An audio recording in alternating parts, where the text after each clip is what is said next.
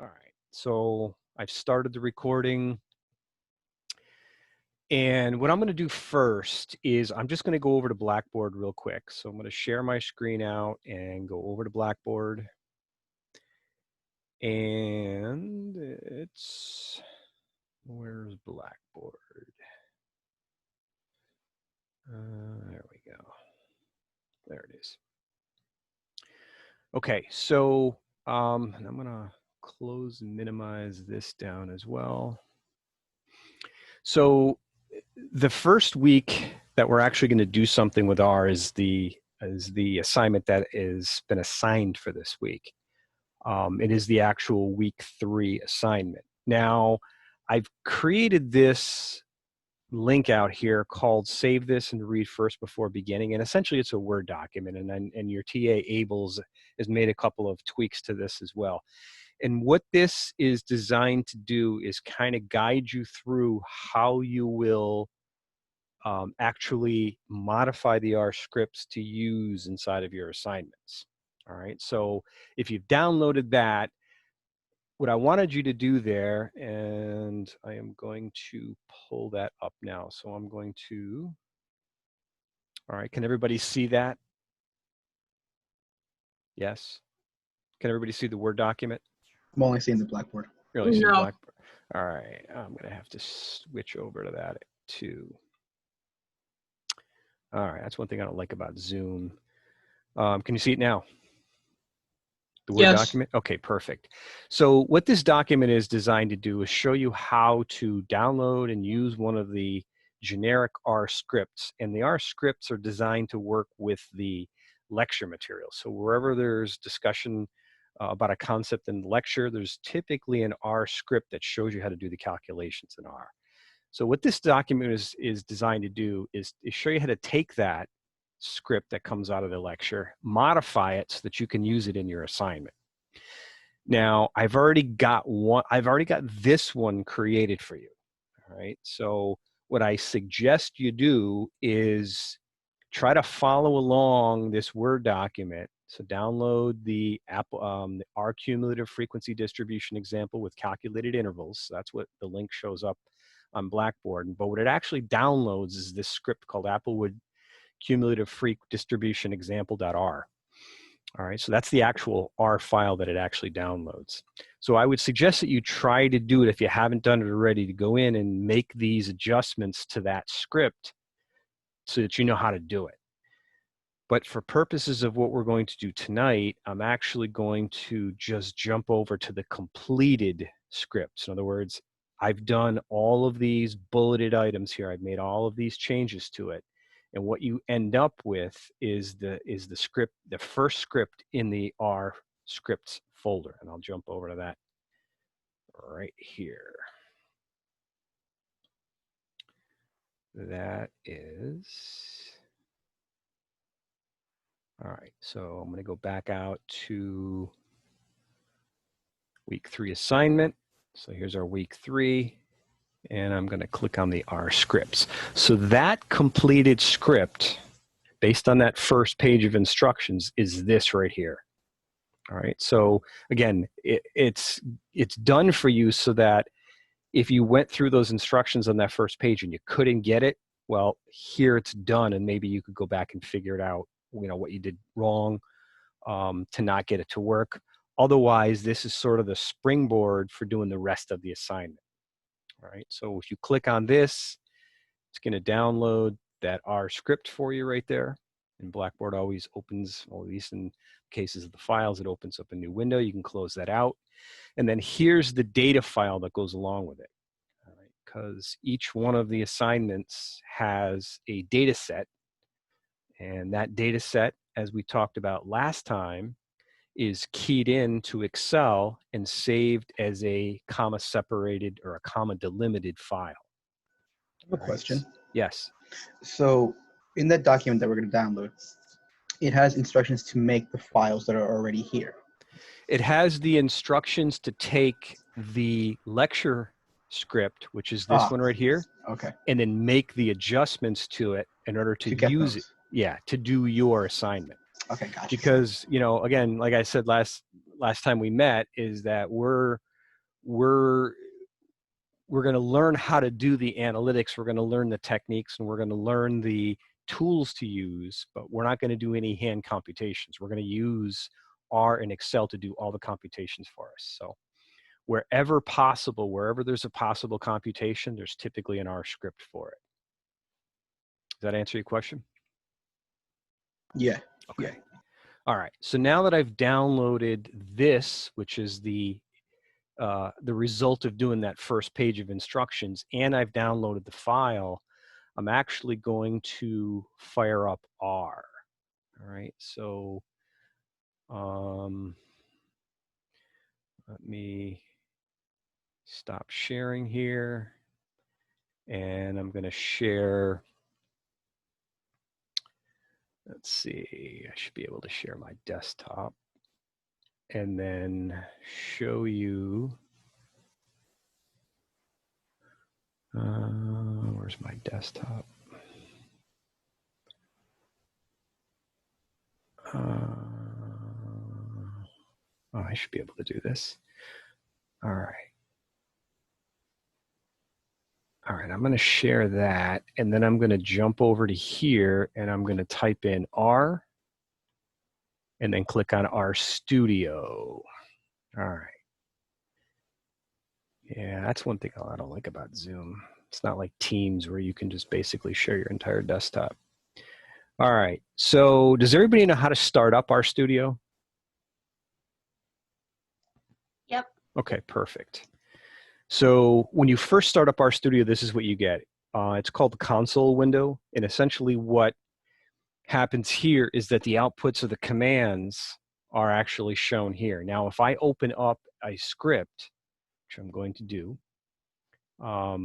it'll open the script in the upper half or upper quadrant, keep the computation console down in the lower quadrant, keep the variable list in the upper right quadrant, and then produce any charts and visuals in the lower right quadrant. So one of the first things that you're going to want to do every single time that you come into R, it's just going to make things so much simpler, is to come in and set your working directory. Now, if you download out of Blackboard, chances are if you're using Windows, it's going to download the files to your downloads folder. In the Mac, I think the default is documents. And it depends on, if you're using Linux, it depends on what you chose, and it's probably going to be downloads, but it depends on what you chose during the install as a default install as to where your downloads go, but it's typically the downloads folder. So when you set the working directory, you're going to tell R, whenever I want to open something, go look there first. All right, because unless you're real comfortable with using the file manager or the file explorer and folders and subfolders and moving files around your storage, it can get confusing. So the easiest thing to do is just to download all your data files and your scripts down to the downloads folder and have R look for it every time by setting the working directory. So I click on session, set working directory, and I choose directory. And then here, I'm going to choose downloads, and I'm going to click open. And you'll notice down here that that's literally the command setwd that R actually executes in the background. So the studio is just having R execute things for us. So now I'm going to click on File, Open, and it will show me, again, this is also going to depend on how you've got Windows defaulted.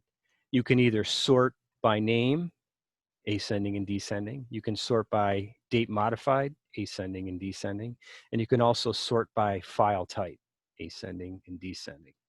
Now, I typically keep my file explorer and file open dialog set to modified date. So the latest stuff that I've downloaded shows at the very, very top. Okay, so it's descending from newest at the top to oldest at the bottom. So I've already downloaded this a few times.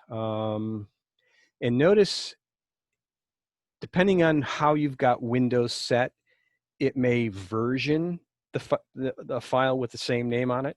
And you can tell that I've downloaded this thing several times and it versions it for me.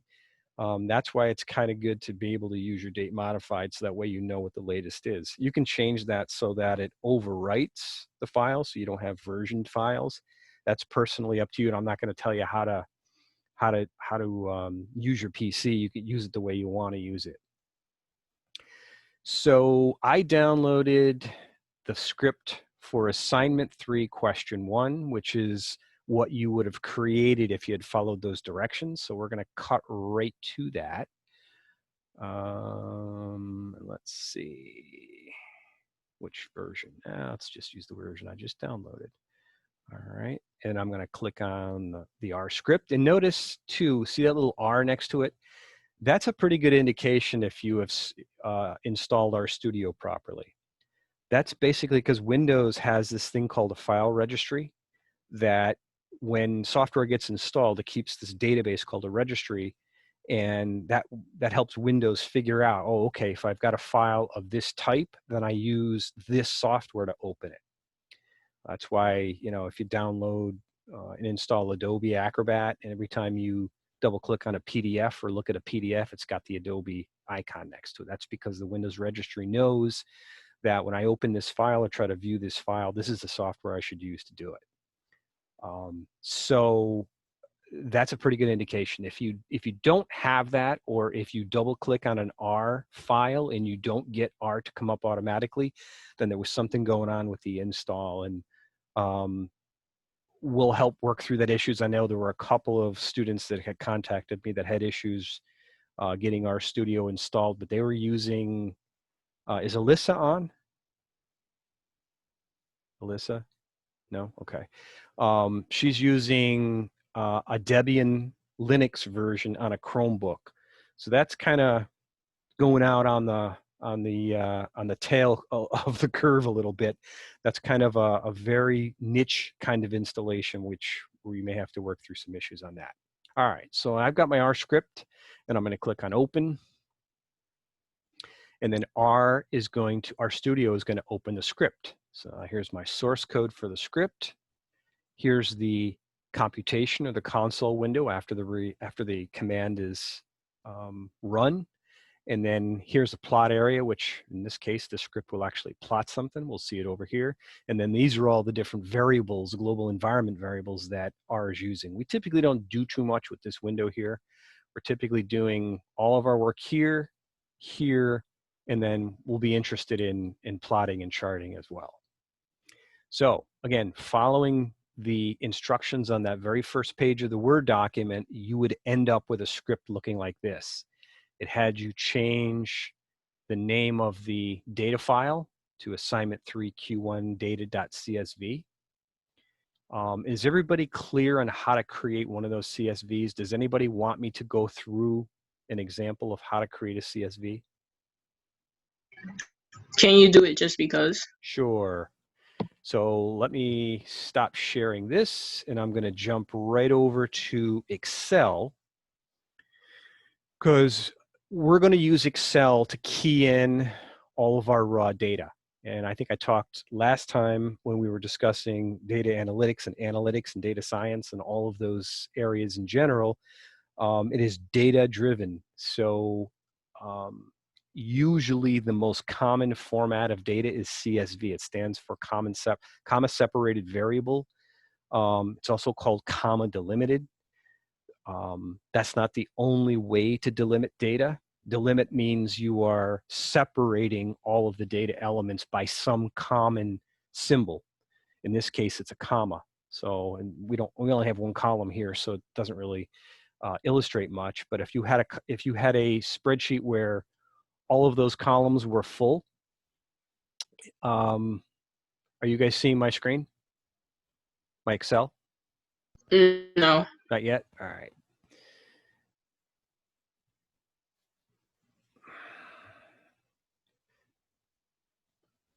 All right. Yes? Yes. All right. So if you had a screen, or if you had data that had all of these columns full, and that data was sitting on some storage location, and you were going to open it and read from it, each one of these columns in the raw data file would be separated by a comma. You can also separate them by tab. You can separate them by colon. You can separate them by semicolon. It doesn't matter. The key is there's one common character that when encountered tells the software, hey, that's a beginning, that's a data field. Well, I'm going to keep reading until I see another one of those, and that's another data field. So I know how to organize my data. That's how Excel would then know how to drop each of the data elements into these columns. That's what delimited means. And it's super important, like I said, because that is the most common format, or the common denominator, if you will, of any data. Some organizations may have SPSS, or maybe have a SQL database, an SQL database, which you'll take a SQL class later on if you're an informatics major. And you may need to share some of that data with somebody. Well, the easiest way to do it is to export it out of the SQL database, SQL database, and save it off as a CSV file. And then they can read the CSV file, pick and choose what it is they want to read from it, and then process the data that way. That's why we're learning about CSVs, because they're a common way to actually create your data. All right. So initially, you're going to have nothing. So I'm going to kind of fake this out. I'm going to delete this column for now and pretend that it didn't exist. So initially, what you're going to do is you'll have an open Excel just like this.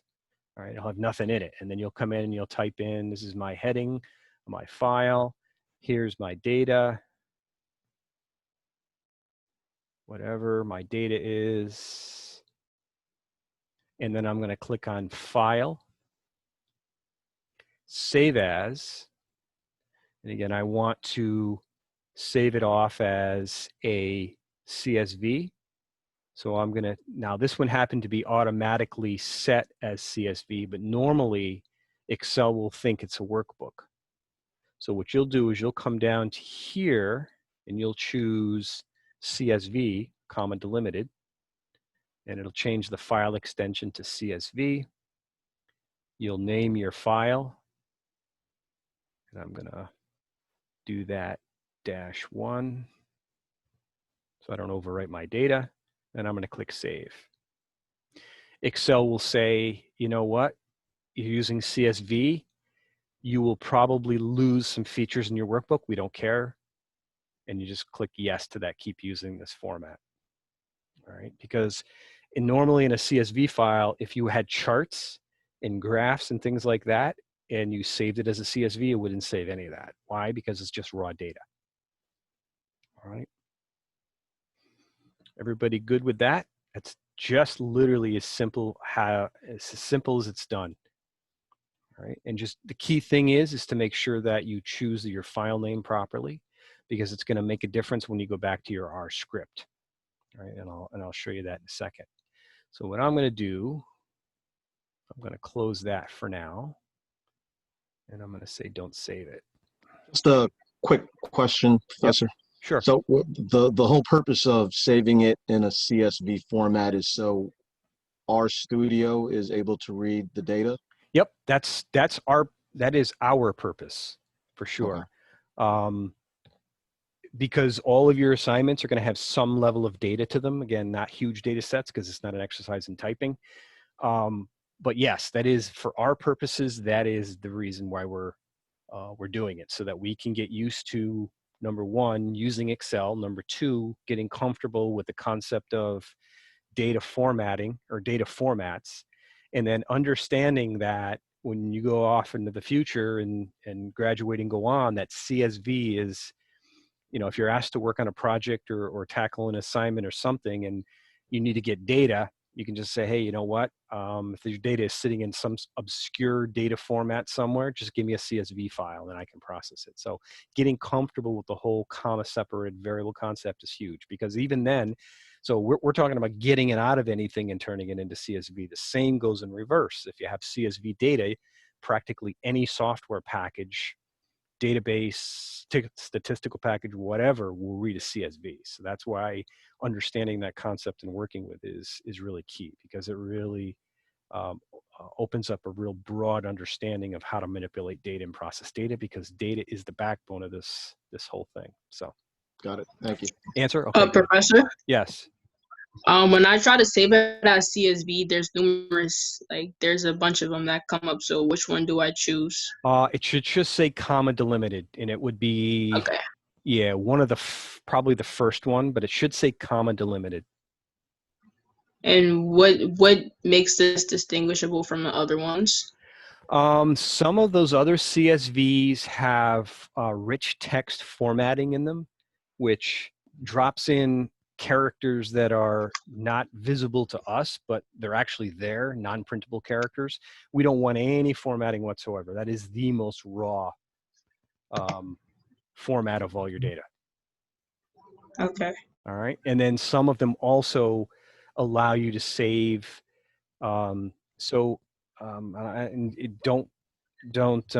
worry if you don't get this, but every single character in on our computer is represented in an ASCII code. It's called the American Standards ASCII character. I forget exactly what it stands for. It's ASCII, and that is the basis for how all characters are stored, and it's an 8-bit byte. Well, that's good for our language. It's good for A through Z capital, A through Z lower, carriage return, line feed, some of the other non-printable characters, and then 0 through 9 stuff. So all the keys that you're on your keyboard. But we know that the world doesn't just use English. English is universal language in a lot of cases, but there's so many other languages that aren't represented by ASCII. So the character set needs to be not just 1 byte of 8 bits, but in some cases 2 bytes of 8 bits, so 16.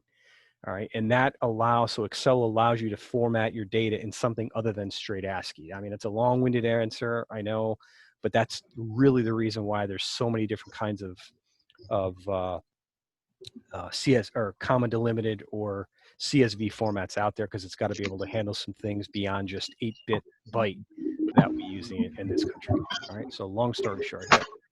All right, so now that we've got a CSV file, so let me just go and open my one that I created for the next assignment, which is what we're going to do together. I keyed in this problem number 2. It's an oil changes problem. I keyed that in, and I basically came up here. I used the word oil changes, because the way that we're going to be able to tell R what column of data we want is by putting a heading on it.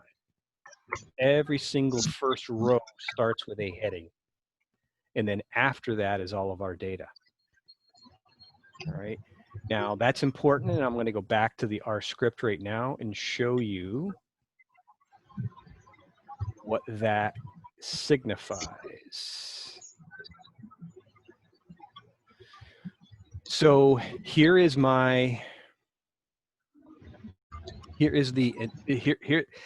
script that would have been created had you done that first page of the Word document, or if you download that first script from R. This is what you're going to get.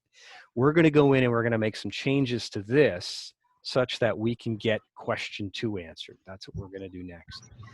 So let me go over to why it's important for us to put headings on it, because when I go in and I open the file, I want to not possibly read some of the columns of data, but maybe not all of them. And the only way I'm going to tell R what data columns that I want it to read is by naming the column. And I do that by putting the name of it on row 1.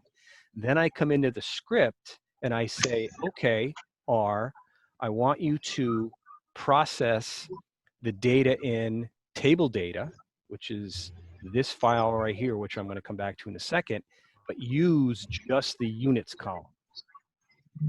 So just use the units column. Well, that worked perfectly for question 1. In question 2, that's not going to work. I need to change this to oil changes. All right, so we're going to see that in a second.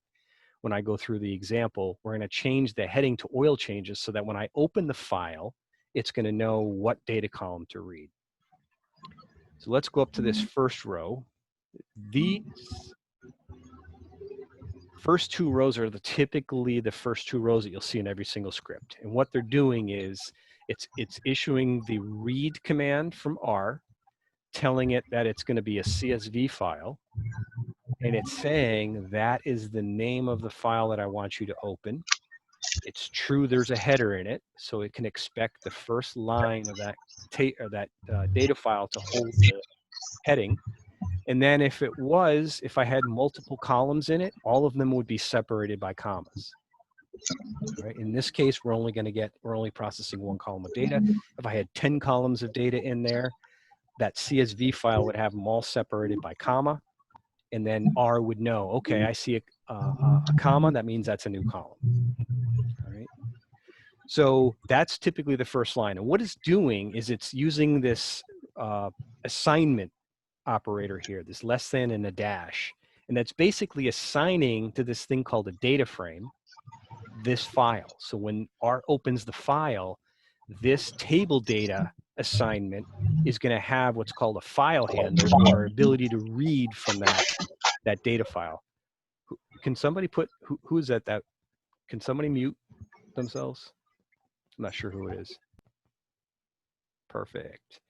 So that way the table data is accessing all of the columns in the data. This right here says that within that table data file, I'm only interested in the units column. All right. So this $ says I'm only interested in what I give you after this. All right. And that is the column heading that we find in row 1. So now it knows which column of that data file to read from. I have a question. Yes. If you're doing 2 columns, would after like there would be the $, then units, would you do comma and then the other name of the column? You would actually do that on 2 separate lines. Oh, okay. Yep. So there's actually a script. There's going to be one, I think next week or the week after, I forget now, where you're going to actually process a couple of columns in a data file. And the columns will have different names. And what you will do is you will assign let's call it units in this case. Let's make it simple. Let's just call it units 1. Say one was called units 1. You would assign units 1 to a data frame, and then you would assign, let's say another column was called units 2. You would assign units 2 to another data frame. So you'd essentially work with 2 different columns of data inside your script, inside your code. All right, does that make sense? Yes, thank you. Okay. And again, that gets back to if you have a CSV file with 30, 40, 50, 100 different columns in it, which is very possible, and you only needed 5 of them, the first row of that data file gives you the headings of the columns. You reference them here using this table, this file name or the data frame, $, name of the column, and then you can pick and choose whatever you want out of those data, those big data files. All right, so we are working on, so this was assignment 3, question 1. And in order to execute the R script, and literally you could run one command at a time if you wanted to. And in this case, I'm going to come down to here. I'm going to highlight rows 5 through 11. Notice the pound signs turn the text green. The pound signs basically are just a comment. So a comment means that R is not going to execute it. It's going to ignore it. And it's there for readability. All right. So it's there so that you can understand what is being done in the script. All right. So I typically like to, at least early on when you're learning, make sure that these lines execute first before you go on any further. Because if you can't get the data file opened and read, and you can't read the number of rows that are in the data table, then none of the other stuff's going to work. So it's good practice to make sure that initially, while you're getting used to R, just see if you get these 2 things to work right. All right, so I'm going to highlight just those, and I'm lazy. I'm just going to drag it through, and R will skip over all the comments. And I'm going to click Run. And notice that line 6 gets read, but it's not doing anything output-wise. So it's not showing us anything. All it's doing is it's opening that file for us to process. Row 11 is this thing called nrow for number of rows. And I'm saying, okay, go into the table data file and look through and read the units column. Tell me how many of those you actually read. And that is what 16, that number 16 is. So it read 16 rows of data from this table in the units column. This line, line 13, is what's called a source include. So what it's doing is there's another script called collate3.r. So while you're doing this, I'm going to want you to download from Blackboard our script folder this thing called collate3.r.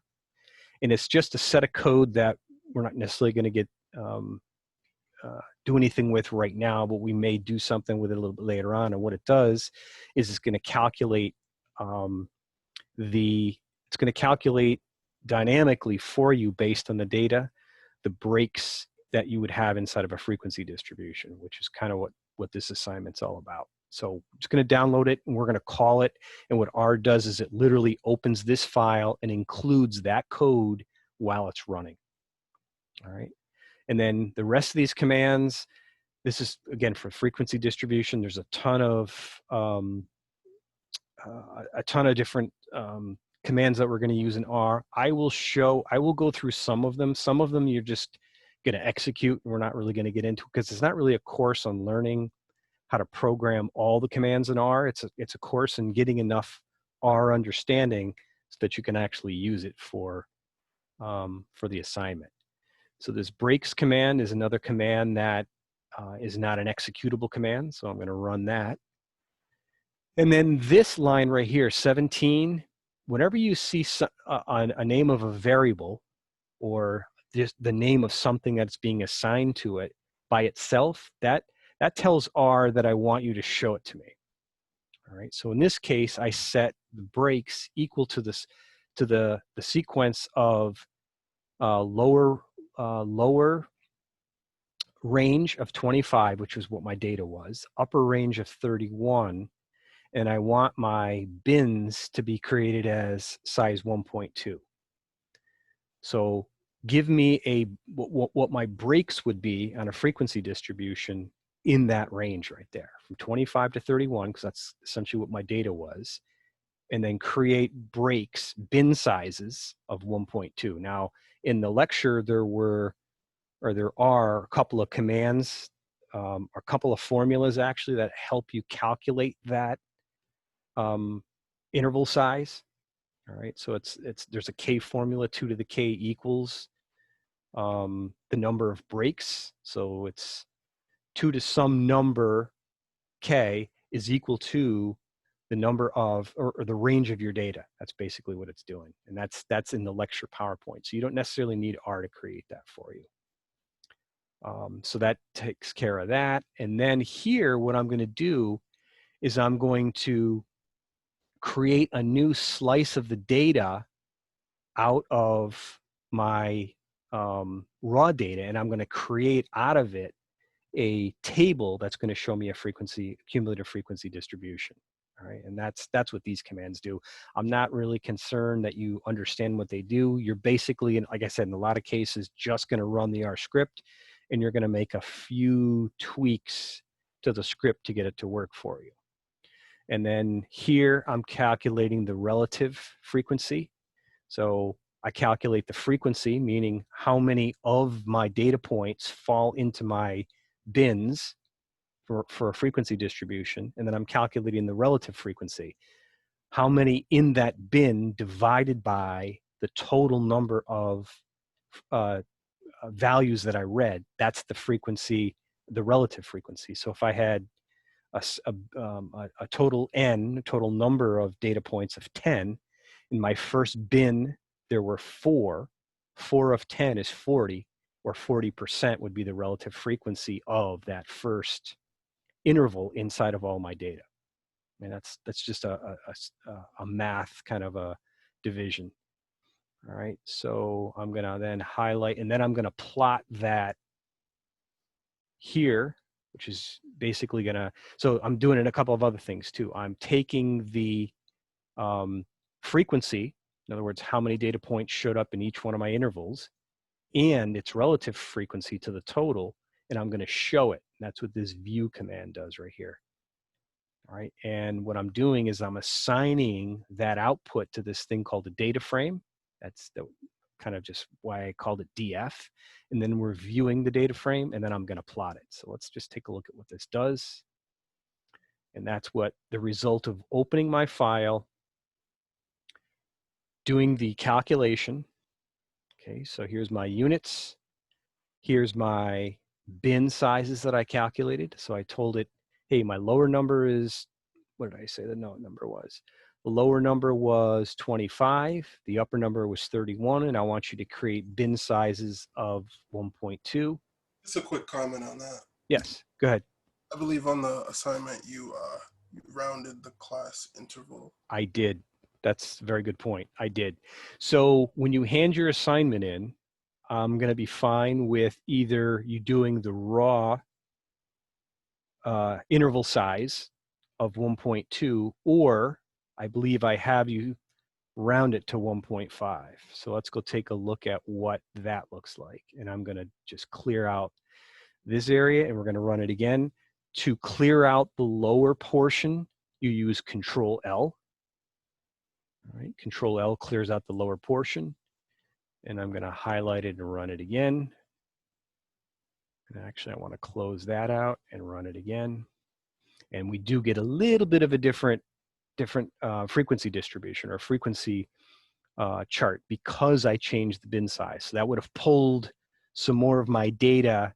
So I made the bin size a little bit wider, okay, from 1.2 to 1.5. So that's going to pull more observations into the frequency section. All right, so it shrunk that table just a little bit. So let's go and maybe I should change it back just so you can see that. 1.2. Run it. And there, see how it has more, because the bin sizes are smaller, it's got more of them, more bins because they're smaller. If I change that back to 1.5, there's fewer bins because more observations now fall into these interval sizes. And there it is. And then the plot is just a histogram of this data. So here's the table version of that data. Here down in the lower right is the histogram version of that. All right, is everybody with me so far? Yep. All right, so what I'm going to do next is, and that's the other thing too, when you run this over and over again, R keeps all those plots for you. So I ran it a few times. We're going to come back to that plot in a second because you can actually copy and paste that plot into your assignment. So what I'm going to do next is I'm going to jump over to the assignment. Actually, I'm going to jump over to the instructions and pull those up, and we're going to do the second one together. So now that I've done the first one, let's do the second one together. So let's screen share this document. Okay, this is question 2, and this is the read this first before proceeding. So now I'm going to take that script that I just worked on and I'm going to make some more changes to it. This time, the data that I'm interested in, so let me just, probably be best if we look at the problem.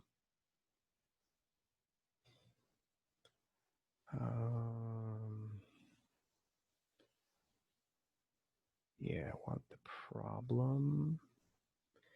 And that is right here. All right, so there's question 1.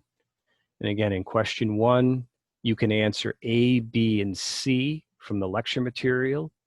D is what you'll need the R script for.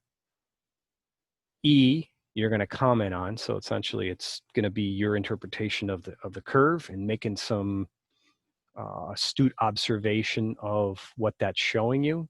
And then copy and pasting your R code, which is the upper left-hand window, into the document. Now I'm only doing it probably for the first maybe 5 or 6 assignments. And then after that, I probably won't do it.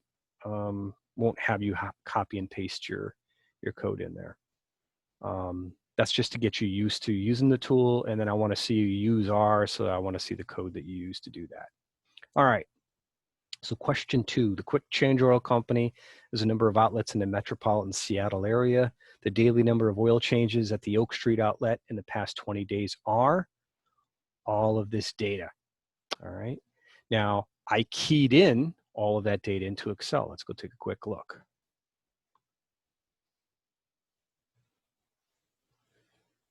And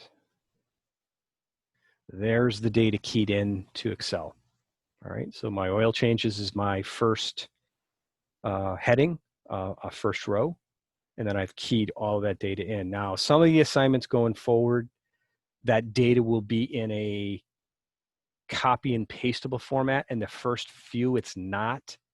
It's in literally an image, and you've got to key it in on purpose so that you get used to using Excel and keying that data in and saving it off as a CSV. As we move along, more of that, like I said, will be in a Word doc where it'll be in a table actually. We just click on the table icon, which I think is like a crosshairs or a plus or whatever.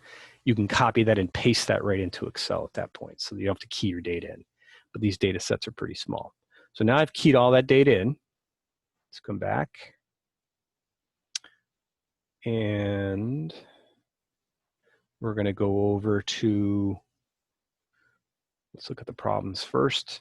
So part A, how many classes would you recommend? Again, that's going to be your formula from the lecture. 2 to the K equals some number that gets you your data covered. So you have a range of data, and you're going to use some number of K intervals. So in the case of, let's say, 16 values, 2 to the 4 is 16.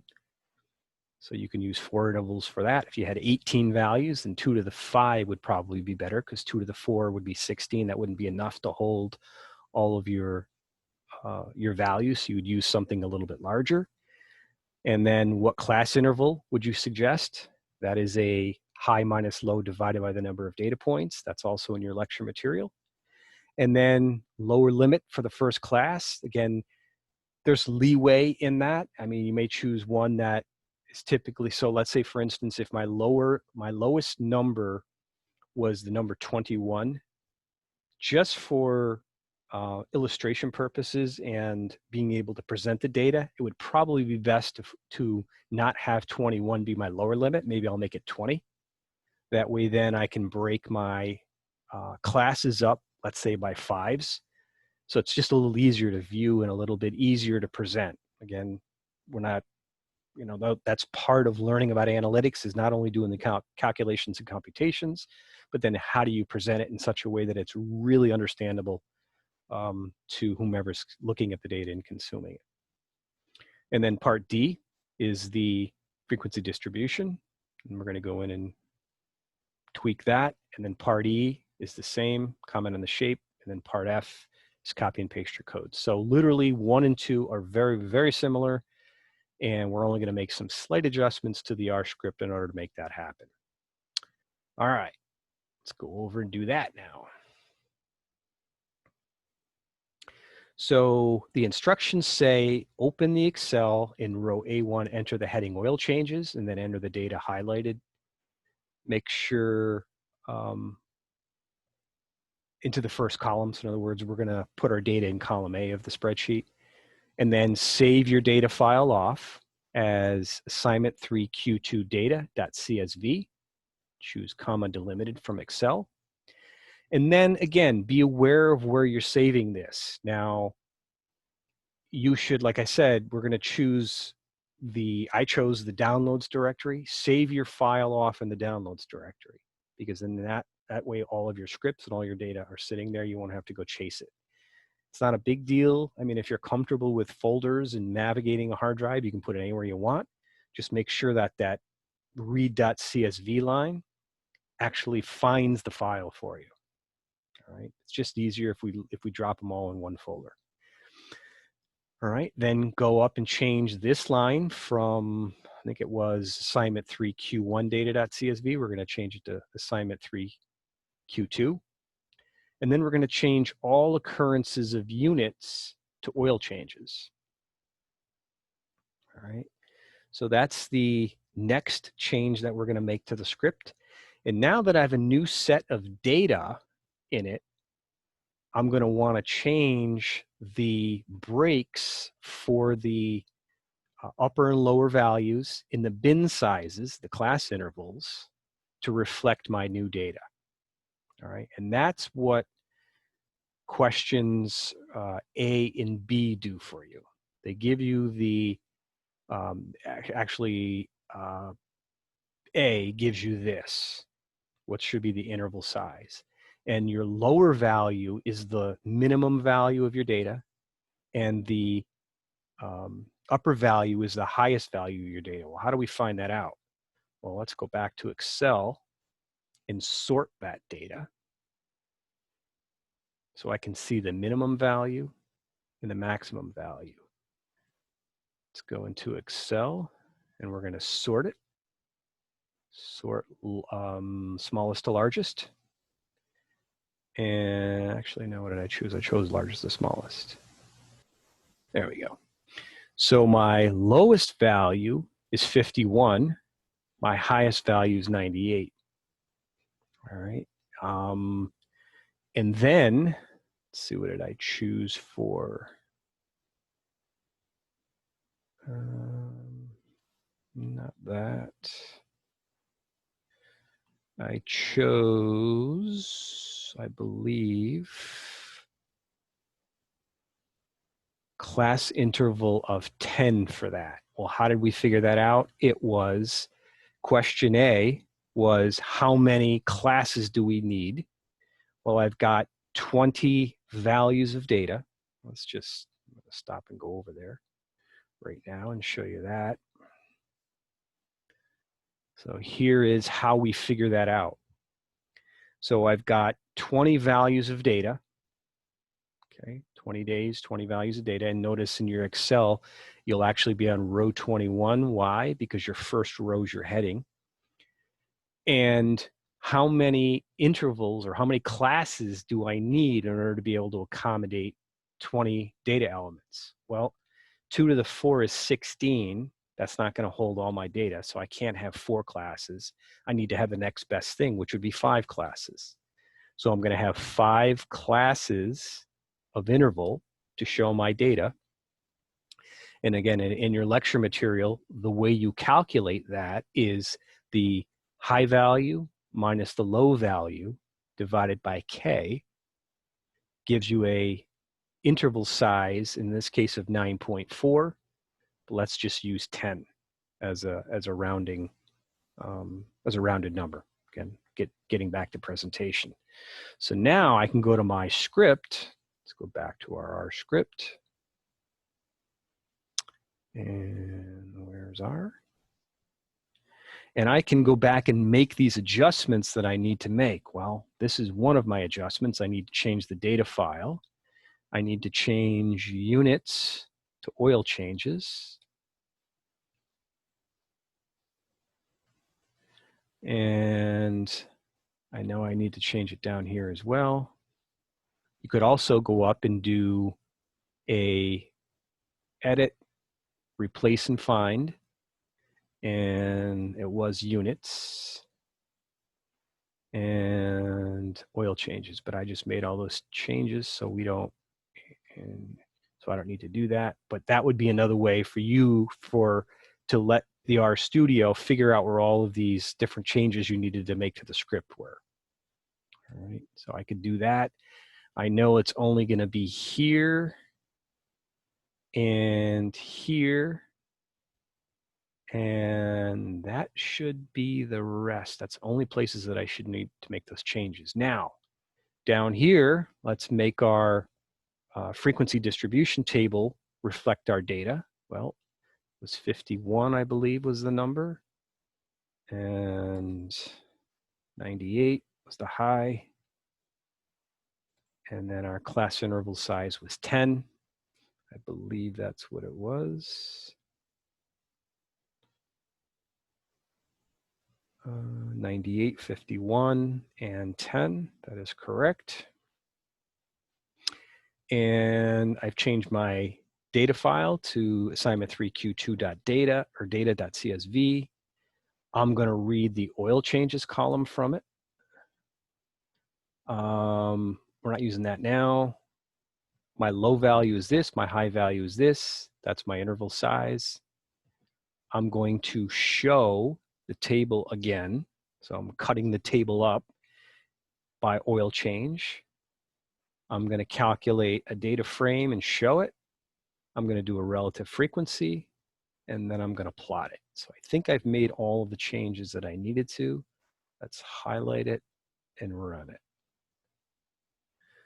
And voila, there it is. There's my new frequency distribution, my table, and my plot. Now all we need to do is take this, highlight it, and you can do Control C or edit copy, either one, and then come over to your Word document. I'm gonna bring that up right now and paste it in. Now again, so you would paste your table right in here. All right, so I could just even do it. Control V. Come on, Control V. Did I not paste it? Control C. There it is. So I'm not going to be too picky with this whole thing, but you should show your R table. And it does a fairly decent job of keeping the formatting there. I'm not really crazy about. So this should go over here. Actually, all of this should go over by 1. Let me just undo it and just keep it the way it was. Good enough. Close enough. And then interpret it. So the fewest number is about 50, the highest is about 100.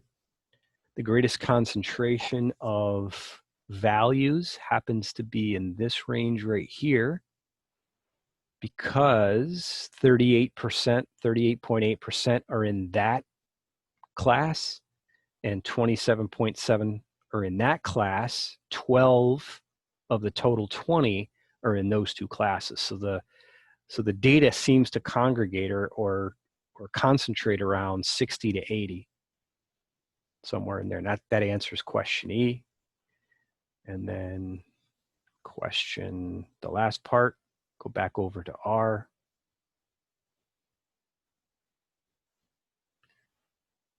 Go back over to R.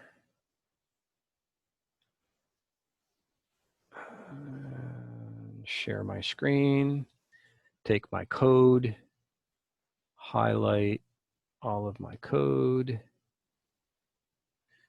Control C or edit copy, jump over to the Word document, and paste it into the Word doc. So here's my code, and I'm not really too crazy about the output. Just want to make sure that you get that output in there. Doesn't, it's a Word doc. Doesn't look as pretty as it does in the studio, but still, it gets you to do the coding.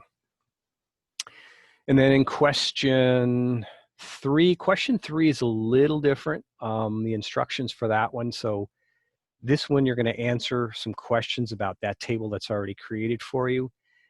A histogram, in order for you to do the histogram, you're going to need to go in and key this data into Excel.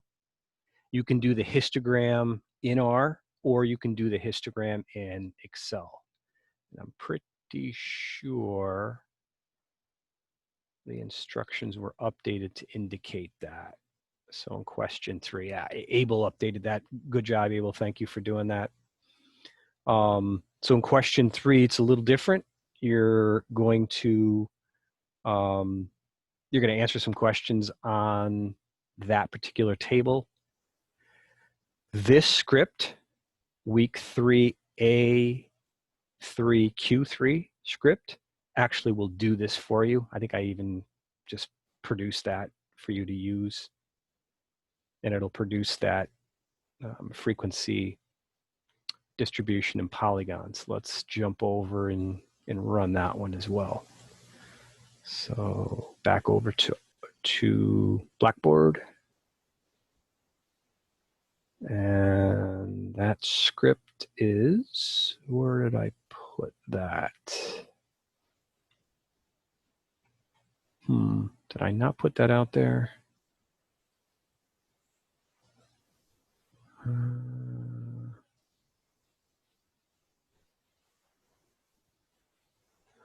That should be out there actually.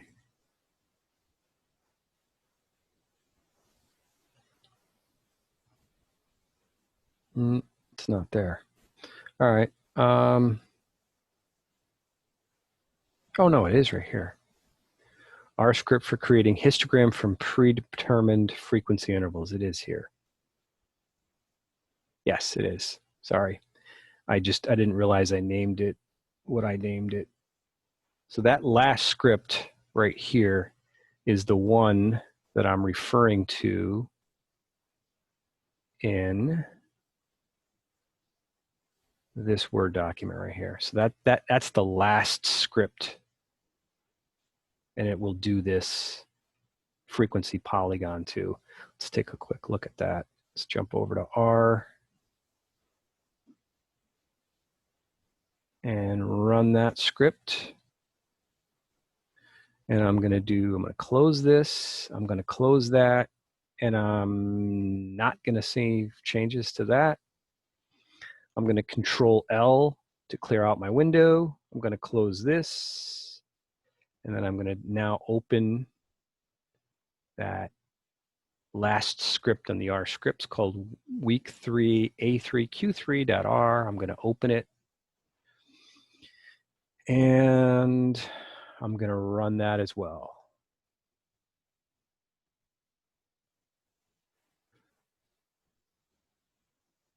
What happened to that? They used to run. Did I not get the data that I expected? That's why.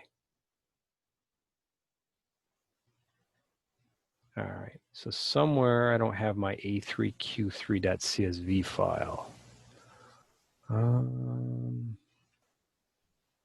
Let me go find that. Q3.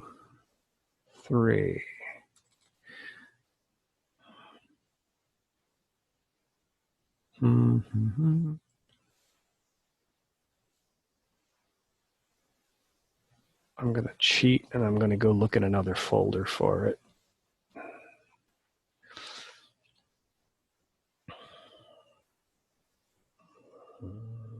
Documents. All right, I'll find that file, and then we'll show it. I'll find that file, and if anybody has questions on it, you have to basically key that data in order to be able to get it to work. But I'll find that file and get it out there. And that is, so that script, that A3Q3 is this right here. You're going to need to key in. So in order to get that to work, you got to follow the directions that able put out there and key the data in like that. So you have to create the CSV file doing this. That A3Q3, I did not do it. It's somewhere on my hard drive. I don't know where it is. But when you key that in and save it, you'll be able to run that script and it'll read this data file right here. And it'll create a frequency polygon. And also, all a frequency polygon does is it shows you how the data goes from 0 to 100% and sort of how it progresses through its frequency distribution. Basically, it's a line essentially is what it is. That's question 3.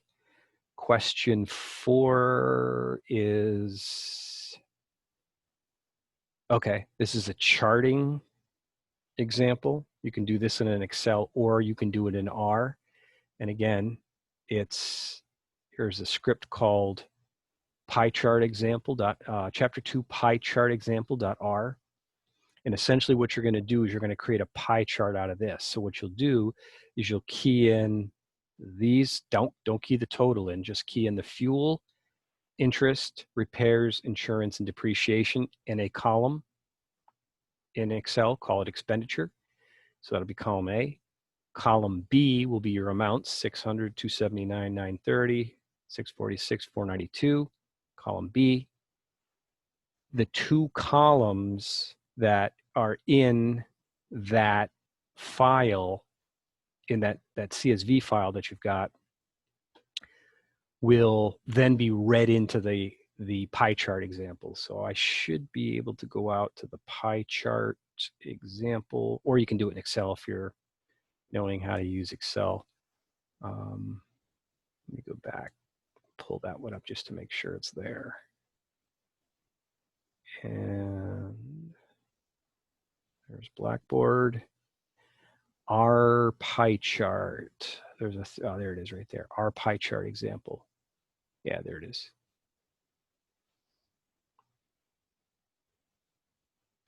In this one, all right, I'm going to show you this pie chart example. This actually is pointed at a data set that I have on my hard drive in the CINF-131 folder. So this should work.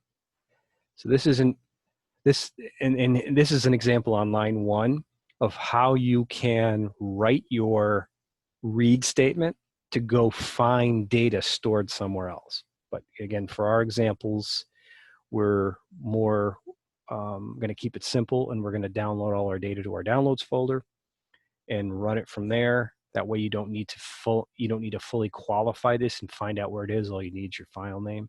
So that should run. Yeah, there it is right there. Okay, so it's essentially creating a pie chart on the vehicle type. All right, so if I click on the zoom button, there's my pie chart. And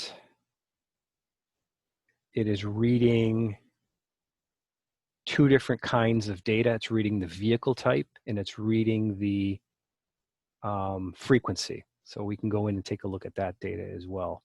So if you were asked to create a chart for the assignment, it builds the chart for you. Now what you can do with this real nicely is click on export and then click on copy to clipboard. So you don't have to worry about messing with that chart. You just copy that chart to clipboard just the way it is. It's good enough. You can play with the sides of it a little bit if you want, which is a nice thing in R. And then you just click on copy plot and then paste it into Word, just like you would paste anything else into Word. All right, so let's go take a look at this data file right here. I'm gonna go out to my file manager.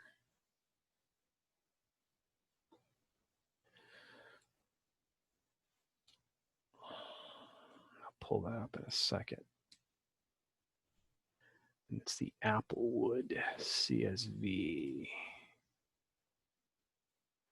Right? Applewood CSV. All right. So let's take a look at what that Applewood CSV file looks like. And there it is. Ah, okay. So it's the raw data. Actually, that's a pretty good example right there. So you haven't gotten to Applewood yet, I don't believe, in any of your lectures, but that's going to be sort of the fictitious company that we're going to work with throughout the semester. So they're an automotive group, and they own a number of locations, and they sell a bunch of different kinds of cars. And we'll have a data set that we're going to work with them. And I was plotting. What was I plotting? I was plotting vehicle type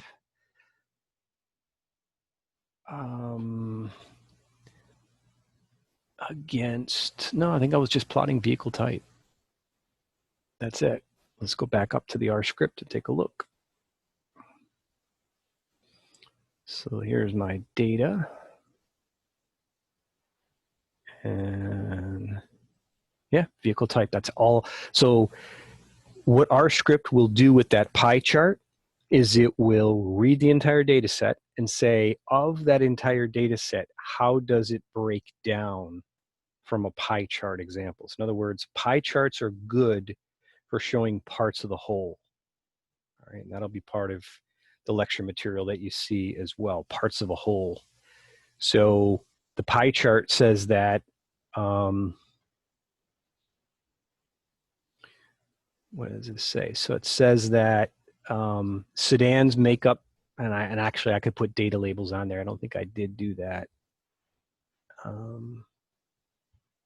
Yeah, I could put data labels on there. So from a picture perspective, you can see that sedans and SUVs are the largest sellers of vehicles that Applewood sells, and then hybrids are the smallest piece of that. There's another comma I can put on here that will give me data labels. I think it's data labels equals true on there, or data equals true. Not really too concerned about that. Just that you create that pie chart. Again, you could do that pie chart in Excel as well if you wanted to. We could jump over and do that. Let's see, is there anything else that I want to go over?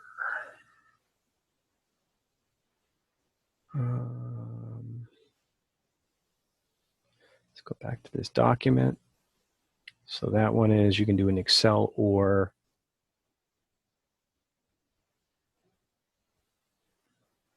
all right, so question 5. So for question 5, you will key data into Excel as in prior questions. You can use Excel for part B or the R script, Applewood cumulative frequency distribution example with the changes needed. Okay, so question 5 is very, very similar. Let's just jump over to that. Where is it? Yeah, question 4. So your plots, you're going to want to paste your plots into your assignment. And then question 4, a bar or a pie. Actually, you could use a bar chart for that as well, but pie is actually a better one for that.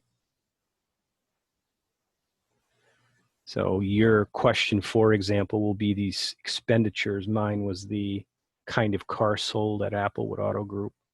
Pie is actually better than a bar chart for that one. And then question 5, you have Midland National Bank, 40 checking accounts, end of month balances. Tally the data into a frequency distribution using $100. So you're given $100 as the class interval. Your starting point is 0. Cumulative frequency polygon, which would look like that. And that is in, you can either do that in R, or you can do that in using this script. cumulative frequency distribution with Polygon script. All right, because here is your table. So there's your table, and it's going to show the frequency and the cumulative frequency. And then all this chart does is just shows how that frequency builds, where 0% of data is here and 100% of the data is there. That's essentially what that's showing. That's done in Excel. So it's essentially charting this data in Excel, or that's what it looks like in R. So, and then doing the interpretation on it. That's question 5. And let's go back to this. Yep, Applewood cumulative frequency distribution example. All right. That's pretty much it. That is the assignment in a nutshell. Any questions on the assignment? Hopefully we've gone through enough examples there where it's pretty straightforward for you. Give it a try. I mean, at first R might be a little overwhelming. It might seem like at first, but it's actually a very good tool. I am Hi, having trouble. Oh, sorry. No, Go ahead. Go ahead. Okay. I'm having trouble in the console window, so is it okay if I stay back a while? Yeah, when absolutely. everybody comes up? Okay. Yep. So are you using our studio or are you using our console? Our studio. Okay. All right. Any other questions? So I was able to. Yep. Go ahead. Yeah. I was able to follow along. That was very helpful. When you're working in R. Now, the only thing I'm kind of lost on, it's probably because I missed this part of the lecture. The equation that you came up with to determine the frequency. Yep. Is that in the lecture itself? Yes, it is. Yes, it is. Let's go back to Blackboard and find that.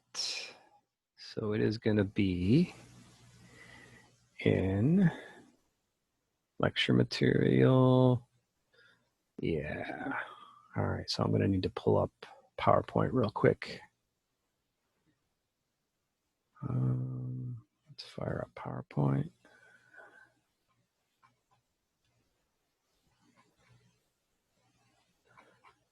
Downloads. There we go. Interesting. Okay.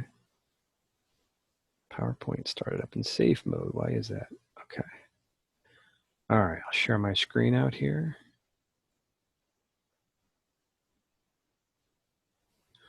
All right. So this talks about a frequency table, constructing a frequency table. There's some examples, a bar chart, a pie chart. There we go. So the 4-step process: decide on the number of classes, determine the class intervals, set the interval class limits, tally the data into those classes. Software is doing all that for us. How do we figure out what the number of classes is? So we use this rule 2 to the k is greater than n rule, where n is the number of data points and k is the number of classes. So in the example where we had 20 data points or 20 rows of data, n equals 20. So 2 to the what power gets us at least 20. And in that case, it was, so 2 to the 1 is 2, 2 to the 2 is 4, 2 to the 3 is 8, 2 to the 4 is 16, 2 to the 5 is 32. So with 20 data points, I have to use at least 5 intervals in order to be able to, classes in order to be able to make that chart include all my data. If I didn't, then I would chop off or not include some of the data. So in other words, 2 to the 4 is 16. 16 is not enough. 4 classes isn't enough to hold 20 my data points. So I have 20 data points. The next number up is 5. 2 to the 5 is 32.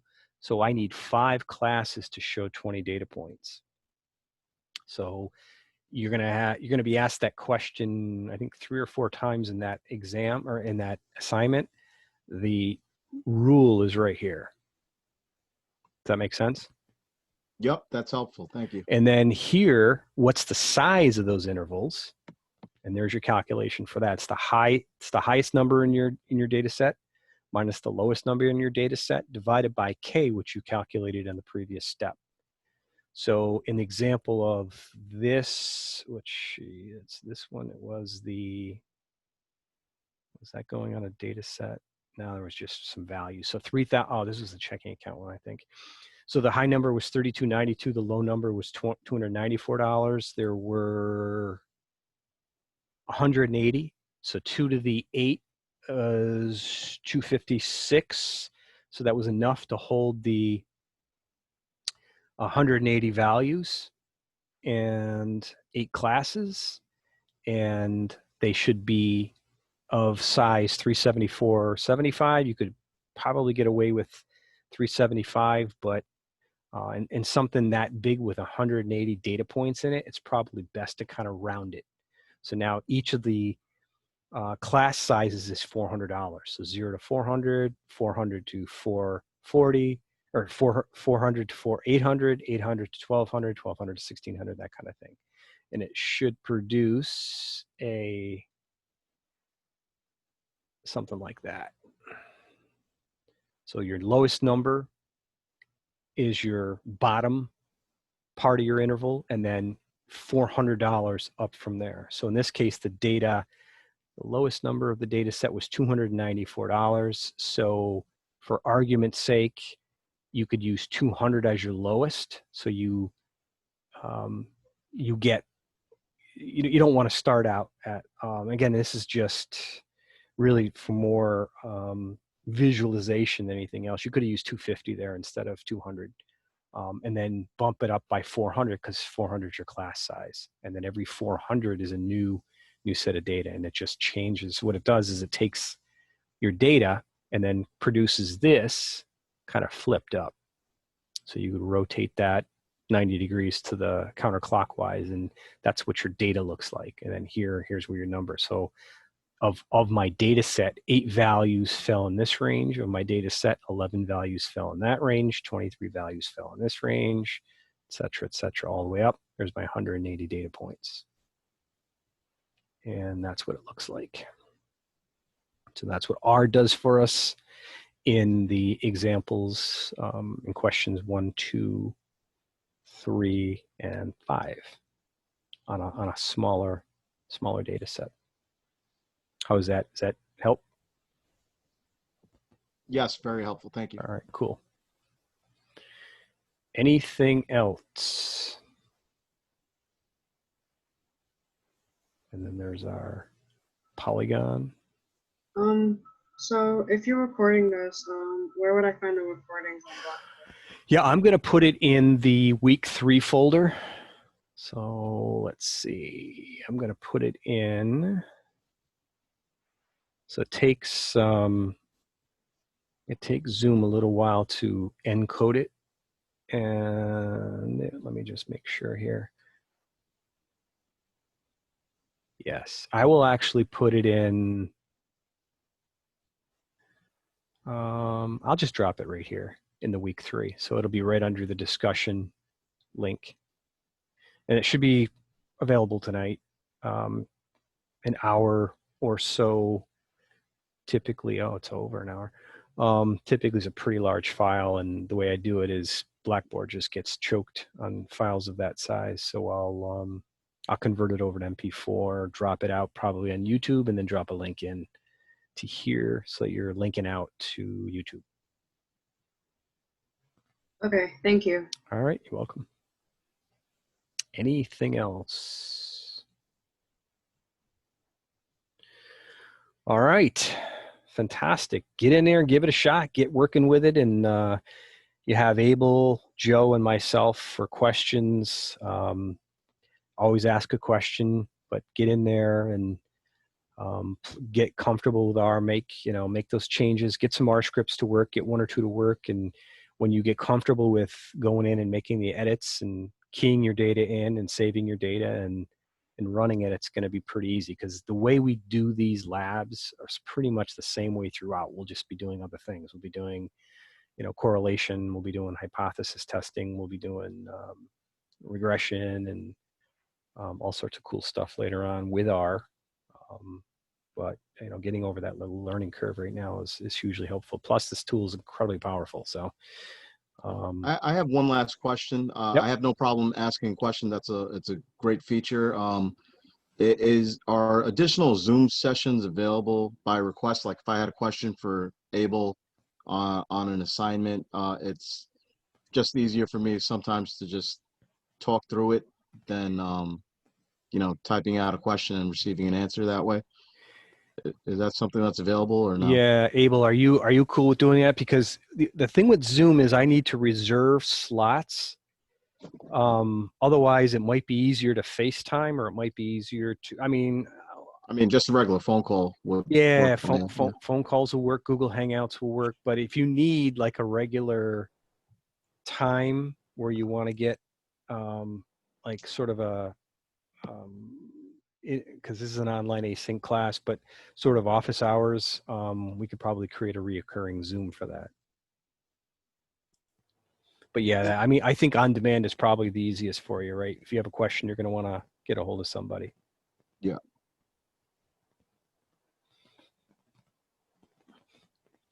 All right. So what I'm going to do is I'm going to stop the recording now so that we can get that thing posted.